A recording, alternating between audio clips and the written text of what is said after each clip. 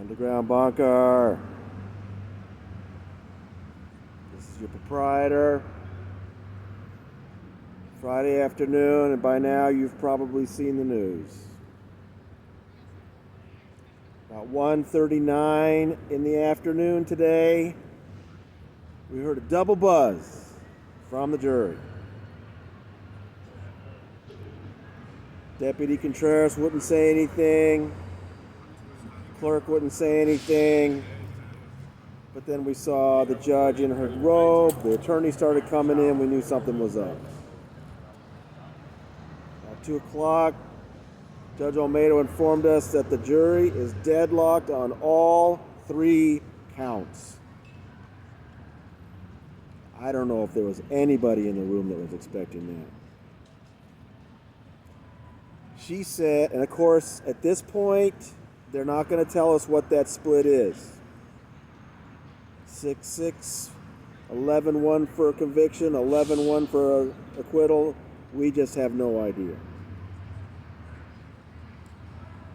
It's a Friday before Thanksgiving week, and the judge earlier in the day had informed us that because the jurors have trips planned next week, even if they weren't done deliberating today, they weren't going to come back until the following Monday. So what she decided to do, since the jury said they were deadlocked, was to let them go early today, let them have their week off for Thanksgiving, and we'll be back at it Monday morning.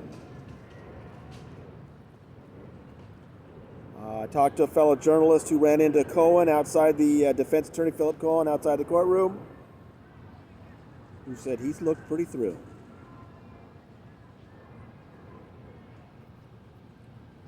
So, yeah, I mean, it kind of,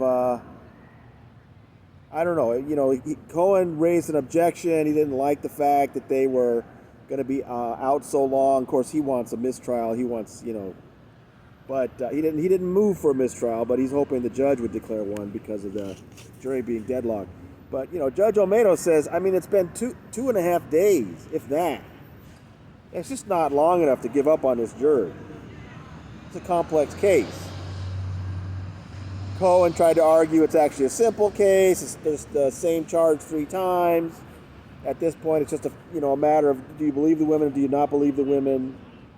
Of course, that's his characterization. We don't know what the jury's hung up on. So Judge Olmedo said, no, she's going to send them home. They'll have the week off. The other part of Cohen's objection was that they'll have all this time to, see publicity about the case, read articles about the case. But the judge said, I've given them instructions not to do that. She puts her trust in them. So, this is very disappointing. I'm going to have to fly home and come back in a week. I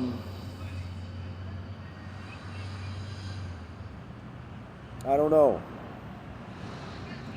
I mean, it depends on what the split is. We don't know what the split is. We just have to hope that this jury can somehow, after the break, find a way to come together and make a unanimous decision one way or the other. You're wondering what happens if they can't. If after some additional time goes by and they still say they can't come to a unanimous decision, she will then declare a hung jury and a mistrial, and then the prosecutor will have to decide whether or not to file the charges again and have another trial sometime later. And then, various things will have to come into that decision. At that point, if that's the case, when we come back and there's a hung jury and the judge declares a mistrial, then it will be revealed what the split is. And if the split is mostly for acquittal, that'll enter into the prosecutor's decision on whether or not to refile.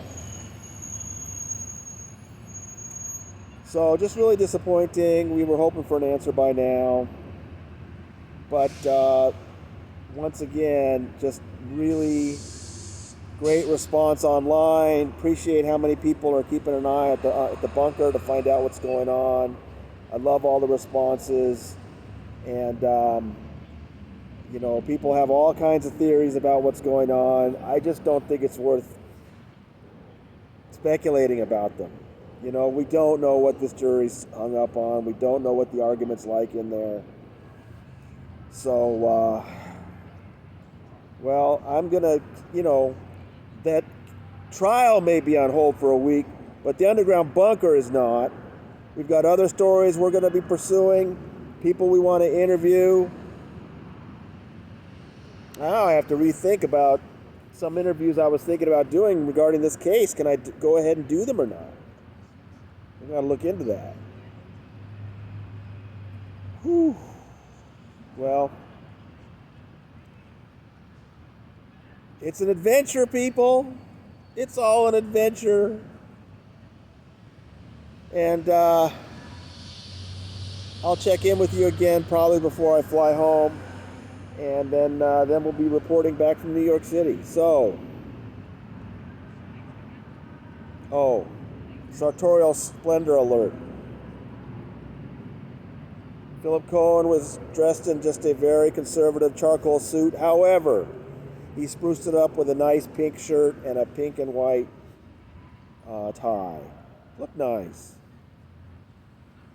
I'm gonna miss his outfits for the next 10 days, and hopefully, when we get back, he's got something special for us. That's something to look forward to, right? Yeah. All right. Okay, chin up. Let's get through this together. We'll be back here at the Clara Shortridge Folds Criminal Justice Center in 10 days. How's that? Your proprietor is signing off.